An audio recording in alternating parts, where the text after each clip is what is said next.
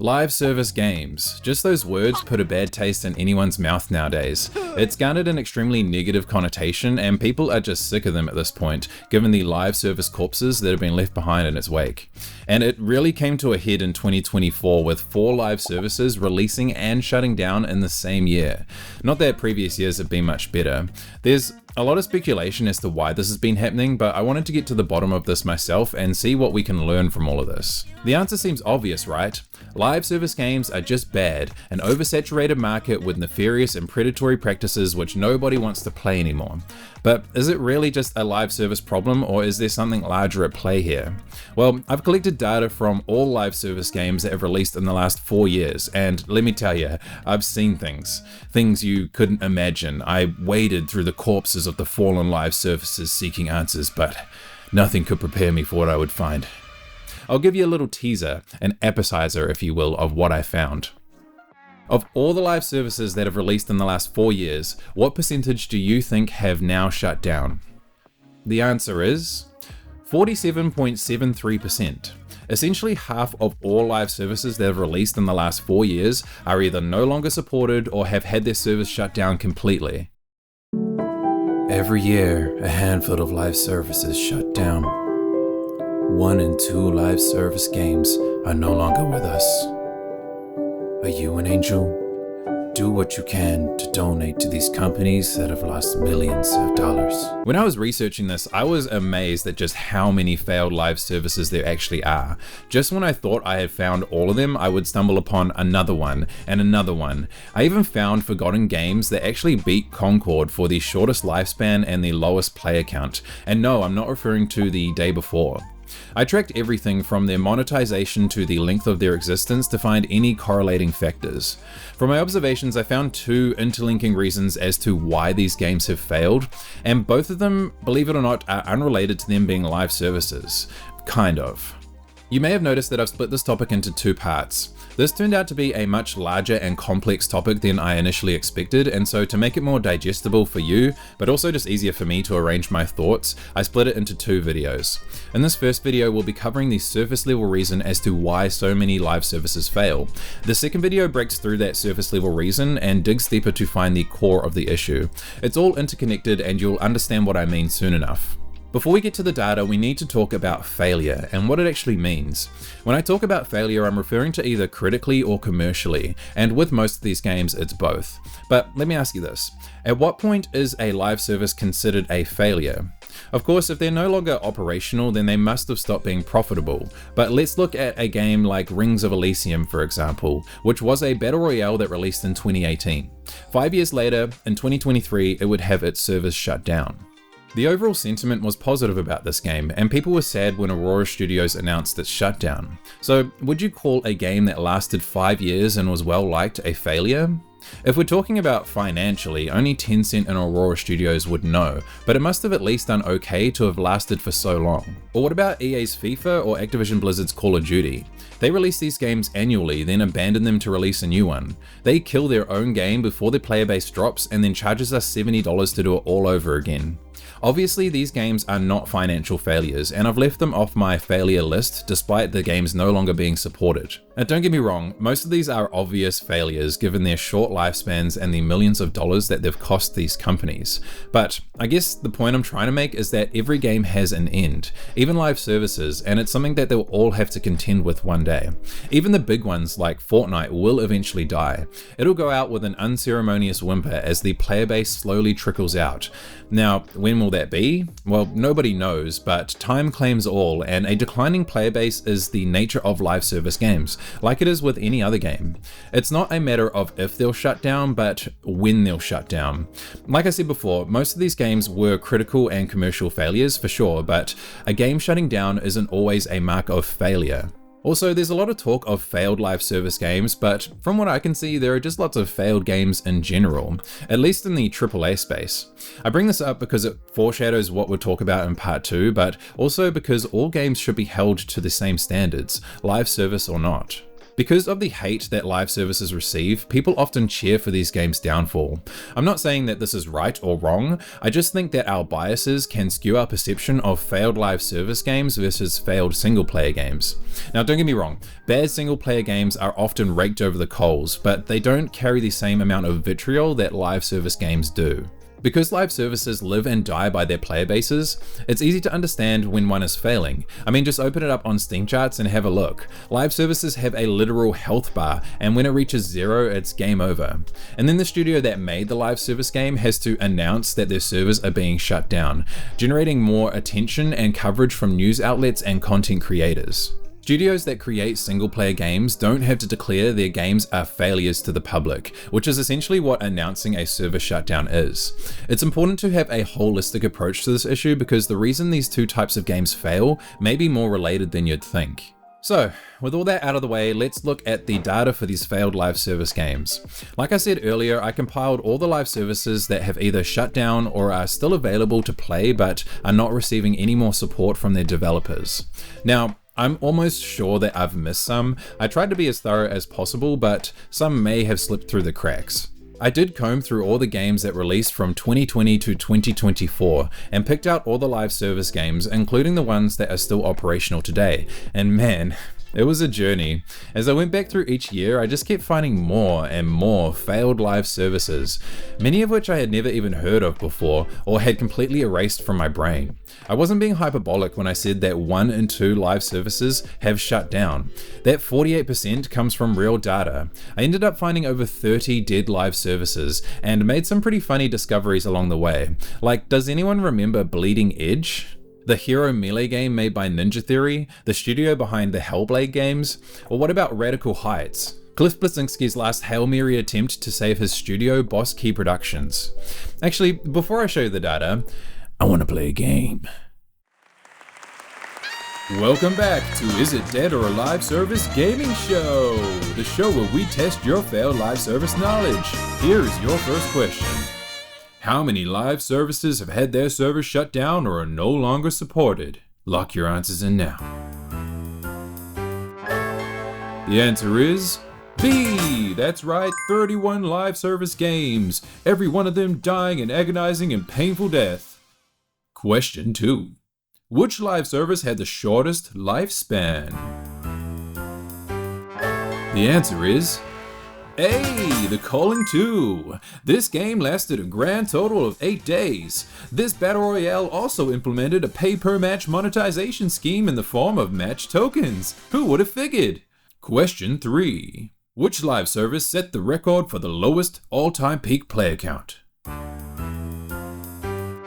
The answer is C, Roller Champions. That's right, this game you've never heard of before came in at a whopping 141 all-time peak players on Steam. Here's the fourth and final question. If you get this one right, you'll be taking home a brand new microwave oven. Here we go. Which publishers had the most failed live services? The answer is B, Ubisoft, coming in with a huge 5 failed live services. Congratulations, you've won a microwave oven. Just click that red subscribe button to claim your prize now. Just to add to the shit show that is Ubisoft, I found something hilarious. So get this right, they released 2 live services, Rainbow Six Extraction and Roller Champions. These games did so bad that they just stopped updating them. No official announcement or anything. They just up and left like your dad going to buy cigarettes. The only reason players found out about Extraction is because a player reported a bug and Ubisoft was just like, yeah, well, we kind of stopped updating that game months ago. Then there was Roller Champions. Now, you're probably saying to yourself, Roller who what now? The developers released an ambiguously worded update on their Roller Champions website called The Future of Roller Champions, where they did say that they were stopping support, but in a really roundabout way. But this game did so bad that it completely flew under the radar, and no one even covered it. I couldn't find any articles talking about it, but instead found articles where Ubisoft said that they won't be shutting it down. Nice, Ubisoft. Yeah, nice. I'd expect nothing less. So these were some of the fun facts that I discovered while researching this, and well, they don't really have anything to do with finding the answers we seek, but I just thought that they were worth sharing. So what data have I collected exactly? Well, I tracked the following information for these failed live services: the game genre, the lifespan in days, all-time peak player count, its free-to-play status, if it had premium currency, cosmetic microtransactions, or a seasonal battle pass, and its Metacritic user score if it had one. Here are some interesting ones to note. In total, there were 31 live service games that have either shut down or are no longer supported, which were distributed among the following genres, with 6 being battle royales and 6 being third-person multiplayer games, which were for games that didn't really have any other genres to go into, like Hood Outlaws and Legends. From the failed live service list, I got the mediums of the following. Lifespan was 419 days, all-time peak player counts on Steam was 5,511, and the Metacritic user score was 4.9. The reason I used medians instead of averages was because there were some outliers that threw off the data, like Halo Infinite. Here are the monetization statistics. Of all the shutdown and unsupported live services, 50% were free to play, 73.3% had some form of microtransactions, 61.3% had premium currency, and 66.7% had seasonal battle passes. I put a link to the spreadsheet I made in the description if you wanted to check it out yourself. Now, I'll be referring to this throughout the video when needed, but what are my overall thoughts? What are the correlations? Well, there were some patterns that we'll talk about later, but for the most part, there weren't really any. At least none that can be quantified into a spreadsheet. Some were free to play, some were paid, some lasted over 1,000 days, some lasted less than 8. Steam all-time peak player counts varied wildly. Even the genres were fairly mixed. If anything, the data shows that each live service game has its own circumstances, and it's not always as simple as one size fits all when it comes to diagnosing the cause of death. Honestly, an autopsy could be performed on all of these, and you would find they each had their own reasons and controversies that contributed to their servers being shut down. But there were 2 common threads that connected almost all of them. This leads us to some of the common reasons people think live services fail. First, let me preface this by saying I do still think that these reasons are contributing factors, but are not the root cause of these games shutting down. I see them more as supplementary reasons that only sped up their deaths, and some of them have more validity than others. Think of these reasons like DLC. DLC needs an existing game to function, unless you're Shadow of the Erdtree apparently. Right? And I also heard they nominated DLC for Game of the Year. These reasons only add to an already underlying problem and couldn't exist without that problem. The first reason is it wasn't free to play. Concord is the best example of this. There's a notion floating around that it failed because it had an upfront price of $40. Now, while it is a factor that needs to be considered, I believe it only sped up the death of this game, but definitely did not cause the death of this game. The most overwhelming evidence for this is when we look at the data, where 50% of failed live service games were paid. If having a premium price tag was the issue, we wouldn't see such a mixed bag of free-to-play and paid games. Some of them even moved from paid to free-to-play in a last-ditch attempt to save the game, and it didn't work. It is true that paying for a live service game is a barrier to entry, but if the game couldn't retain its paid players, the people that invested money into the game, it most certainly wouldn't retain free-to-play players. Another reason we see is along the lines of only so many live services can exist because of a finite amount of players and their finite amount of time. Let's start with finite time. There's really only room for 1, maybe 2 games in someone's life at any one time, especially for older gamers where time is much more of a commodity. I myself play 1 to 2 games at a time, like right now I'm going between Black Myth Wukong and 9 Souls. So it's easy to understand that you can only have 1 live service game per player, which is definitely a limiting factor given the ongoing nature of live services. But things get a little more murky when we start to talk about the amount of players. The idea is that live service games have a limited amount of live service players to pull from. Let's call this the live service player pool. These players have already committed themselves to a live service, therefore making it difficult for new ones to establish themselves. But this idea that there's a finite number of players in the live service player pool doesn't really make sense. Of course there are a finite amount of players, but finite is a very large margin and could mean 1 player or 1 billion players. The live service pool isn't set in stone. It's not as if you're either a live service gamer or not. It's constantly fluctuating. I myself move in and out of live service games. Now, my reputation will be shot after admitting this, but I used to be a huge Destiny fan. I know, throw your tomatoes.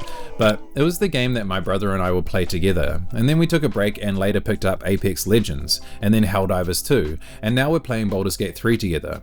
And while this is all anecdotal, the point I'm trying to make is that there is no live service player pool, only a player pool, and if a game looks fun enough, then I'm willing to try it, live service or not. When we look at games that blow up like Helldivers 2 with their huge player counts upon initial release, we know that this is not reflective of the player base going forward. Many people will stop by, try the game, like it, and then move on, which is fine, but it's the leftover say 15% of the players that truly love the game and will keep it going forward. With each content drop, it injects some of those lost players back into the game and even potential new ones. But where did these players come from? How many of them dropped another live service to play this one? It's impossible to say, and it's a factor that can't really be calculated. Of course, there'll always be die-hard fans of every live service game, especially the ones that have put large amounts of money and hundreds or thousands of hours into the game. It's unlikely that these players would be pulled over to a new game, at least in the long term. Don't get me wrong, the live service space is definitely more cutthroat when compared to traditional games, which we'll talk about in a moment, but the fact that there are new successful live service games popping up means that this can't be a causing reason as to why live service games fail. And this leads us to a related reason, which is oversaturation. I'm going to have to use Marvel Rivals as an example because it's just so recent and relevant. If you don't know already, Marvel Rivals is a free-to-play third-person hero shooter, pitting well-known and not so well-known superheroes and villains against one another in a competitive PvE multiplayer setting. This game has absolutely blown up, hitting some crazy milestones like 20 million downloads and pulling some crazy numbers on Steam. It draws very similar comparisons to Concord, you know, Sony's failed attempt at a live service hero shooter. The notion that Concord failed because of the oversaturated genre of hero shooters is incorrect when we see the success of Marvel Rivals. And if that's not enough, then you can look at Valve's new hero shooter Deadlock, which is already seeing success even before release, with its beta being received very positively. Okay, let's talk about the big one, predatory monetization. This is the number one reason why everyone hates live services, but is it the bullet in the gun that has sent these games to their graves? I think for the most part, no. Even this is not the reason that these games have failed. Again, we can look at our handy dandy data and see a fairly mixed percentage of monetization statistics. Some of these games failed before they could even implement their planned microtransactions, like Crucible and Concord. But the easiest way to refute this is just by looking at the biggest live service games as an example. Gotcha, bitch! Games like Genshin Impact and Honkai Star Rail are extremely popular, but they're also filled to the brim with every predatory practice you could think of. Randomized rewards, confusing premium currencies, manufactured urgency to keep players logging on every day with FOMO or fear of missing out mechanics like exclusive events, seasonal battle passes, limited time store only items, and daily and weekly missions. All of this, and yet these games are still unbelievably successful, showing that players are willing to put up with almost anything for cute anime girls and fun moment-to-moment gameplay. There is a more sinister side to this, which we'll be exploring in part 2. So, if all these supplementary reasons are not the actual problem, then what is it? What could it possibly be? Well, it's extremely simple and obvious, and you likely already know it. The reason these games failed is because they were bad. I know, shocking, right? Players want good games. If we look at all these supplementary DLC reasons we've already talked about, it becomes clear. Free to play or paid? It doesn't matter. If it has a great gameplay loop, people will play it. Limited pool of players and time? It doesn't matter. If it has a great gameplay loop, people will play it. An oversaturated market? It doesn't matter. If it has a great gameplay loop, people will play it. Extremely predatory practices and microtransactions? It doesn't matter. If it has a great gameplay loop, people will play it. Remember, the question we're asking is not why we hate live services. What we're asking is why do these live services fail? Out of the 28 games with Metacritic user scores, only 3 had a score over 7, 10 had a score between 5 and 6.9, and the remaining 15 had a score below 5. Now, Metacritic isn't the end-all be-all, especially when it comes to ongoing games, but it is an indicator. But let's actually get into specifics and ask how these games are bad. Are they bad because they're live services? First, in order to find these games' shortcomings, let's talk about what it takes to be a successful live service. If you're going to make a game in an already established genre with heavy hitters, you need to do one of two things. Either make your game so much better it blows its competition out of the water, or use that genre as a template but pivot in a completely unique direction that hasn't been explored before.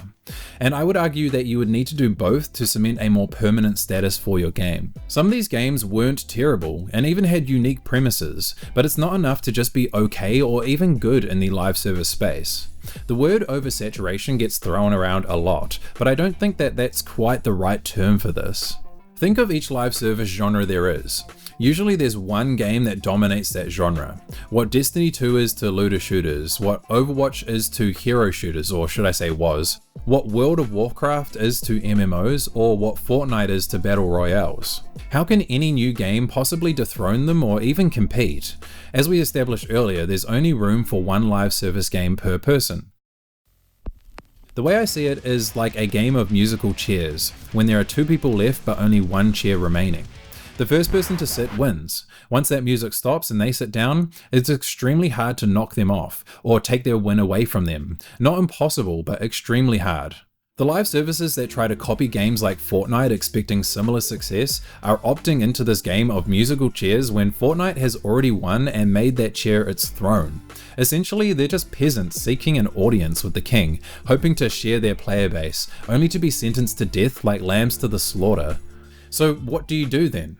Well, you simply don't play the game of musical chairs at all. You find your own chair to sit in and start your own kingdom. Now this is all a long-winded analogy, so I'll just give you an example. Apex Legends, released in 2019, 2 years after Fortnite had released their Battle Royale mode. Now we all know that Fortnite is undoubtedly the king of Battle Royales, and it's an unstoppable behemoth at this point. I would even say it's helped kill games outside of its Battle Royale genre just by its art style alone. It's Fortnite but with rockets, it's Fortnite but with dodgeball, it's Fortnite but with Splatoon. But Respawn, the studio that made Apex Legends, was able to use the Battle Royale and even hero shooter genre as a template for their game. They then merged that template with their momentum-based movement system and their tight first-person shooter mechanics. Respawn played into their strengths from their previous games like Titanfall and put it into a live service game. On top of that, they actually evolved the Battle Royale genre with their banner and respawn system. They fixed a problem that had plagued all Battle Royales before it, which was once you were dead, you were out for good. This innovation meant that if you died, you were down but not out, providing potential avenues for huge comebacks and just improving the overall experience of the game. Even Epic Games noticed this and implemented it into Fortnite soon after. Not only that, Apex Legends targeted a completely different demographic, appealing to older players with its focus on first-person shooting mechanics and wrapping it in a less cartoony art style that Fortnite is known for. They aren't doing so hot now, which we'll get to in a bit, but no one can deny the success of this game.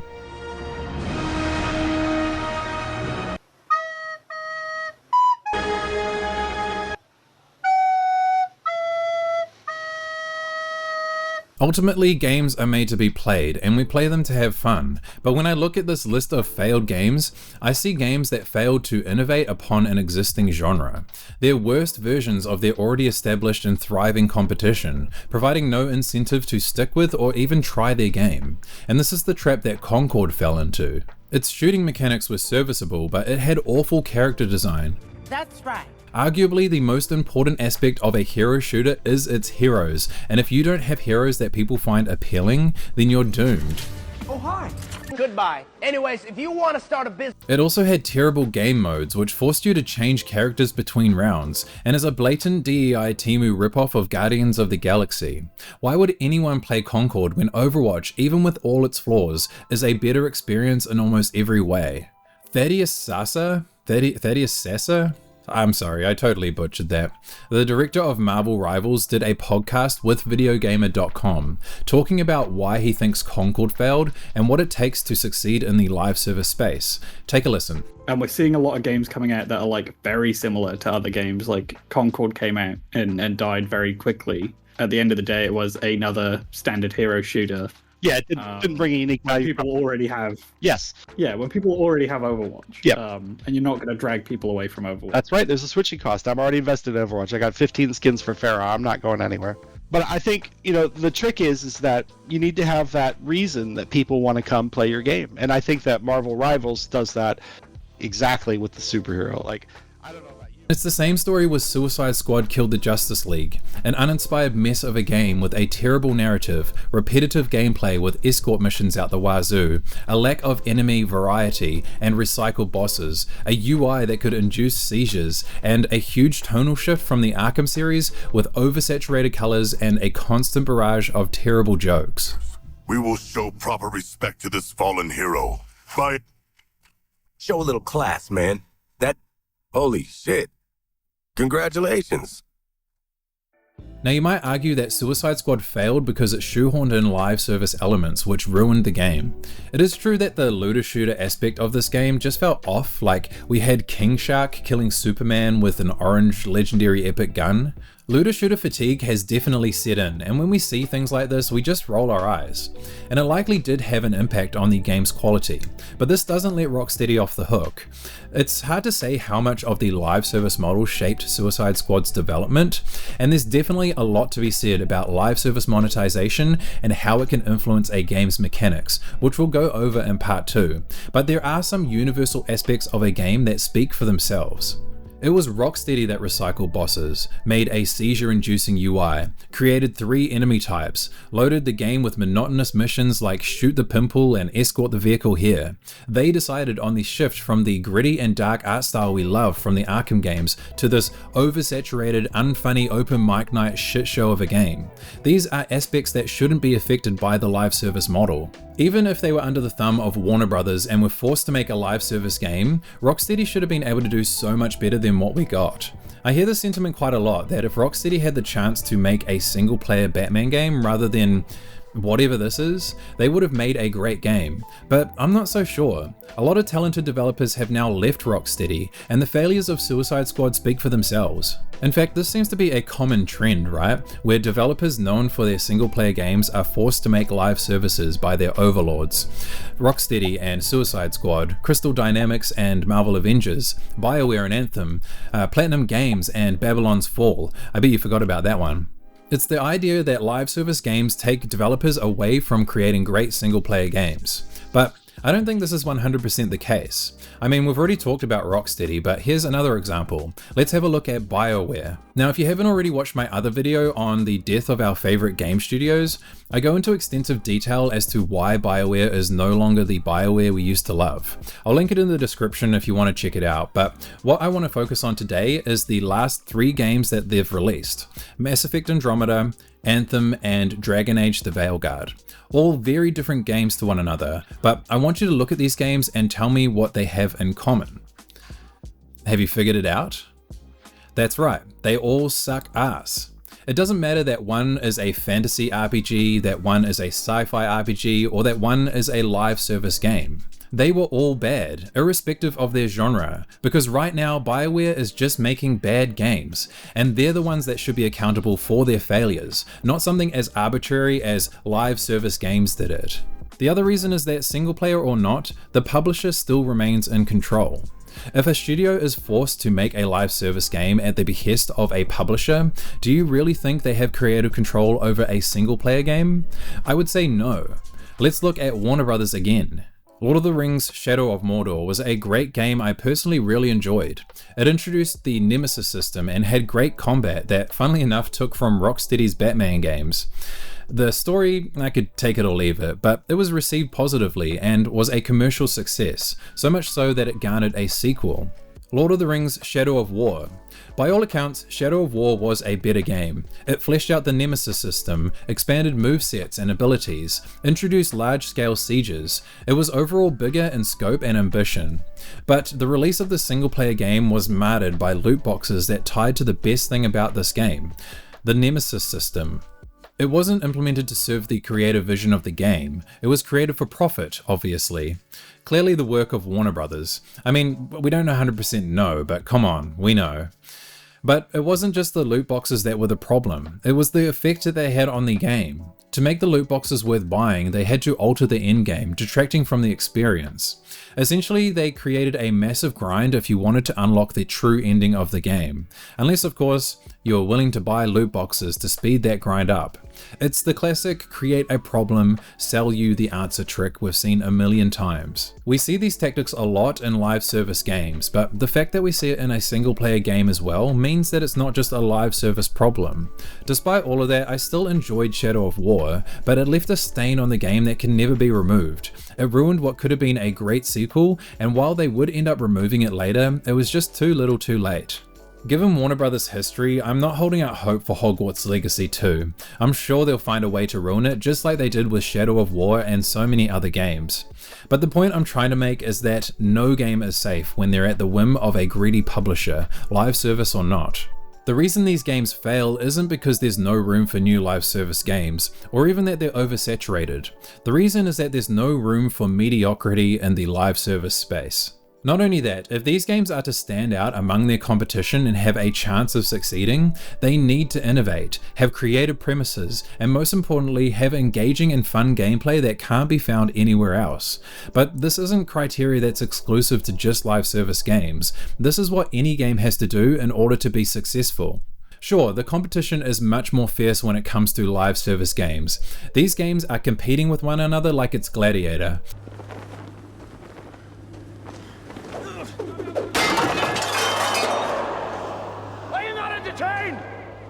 Are you not entertained? No, we're not. That's the problem. But the overarching rule of all games still applies, which is make a great game and people will play it. The only difference is the margin of error is much slimmer and the consequences much more dire. Clearing this benchmark is the hardest part of any live service game, but if the launch is successful, developers know they have something worthwhile on their hands. But the initial release is only the beginning, and live services must keep the momentum going after being established. Balance and bug patches and content drops are what keep players coming back and have to be released in regular intervals to keep them engaged. This is one of the reasons that the seasonal update cadence is so common with live service games. And this is when we actually start to see live services fail from issues that only live service games can have. I mentioned earlier that Apex Legends did all the right things when it came to its release, but the sentiment around the game now is the complete opposite from when it was started, and the player count is at an all-time low. This is because Respawn and EA let cheaters run rampant through the game, ruining the experience for all the other players. There's only a few groups of people that we can all put our differences aside and collectively hate, and one of them is cheaters. They suck the soul out of a game, and so why bother playing it if the developers can't be bothered to fix it? The other big issue with competitive PvP games like Apex Legends is the ever-growing skill gap between current players and new or returning players. When a game is released, everyone is still learning how to play the game and no definitive meta has been established. This is arguably when the game is most fun. Nobody takes it too seriously, and this is the stage that Marvel Rivals is currently in, so don't take it for granted. But as time goes on, a skill gap begins to form and the player base becomes more and more sweaty. That new game Overwatch feeling starts to get lost. Fast forward 23 seasons later with Apex Legends, and this issue has only compounded. Combine this issue with their busted skill-based matchmaking system, and it makes the experience for new and returning players complete dog shit. Being put in 3-stack Predator lobbies and getting destroyed by cheaters. Trust me, I've been there, and let's just say I would rather shit in my hands and clap than go through that again. These two problems are killing the game and are undoubtedly problems that are exclusive to live services. So this stuff isn't rocket science, right? You probably already knew that these games were bad, but the distinction I wanted to make was that they didn't fail because they were live service games. They failed because they were bad games. Now you might say that they're bad because they're live services, but we just need to point to the successful live services to know that this is not the case. So that's it. We finally solved the mystery as to why these games failed, right? Well, not entirely, because there's more to the story than just bad games fail. The question why they failed needed to be answered, but this is only a piece of the puzzle and a prerequisite for the discussions that we'll have in part 2. To get true understanding, we need to find the root of the problem and ask, why are these games bad? And I'm not talking about surface level answers here. I'm talking about the real problem the gaming industry is facing. I've hinted at it throughout this video, and spoilers, it's not live service games. At the start of this video, I said there were 2 intertwining reasons that live service games fail. We've already talked about bad games, and in part 2, we'll be delving into the second reason, which is the disease that is greed. I'll see you there.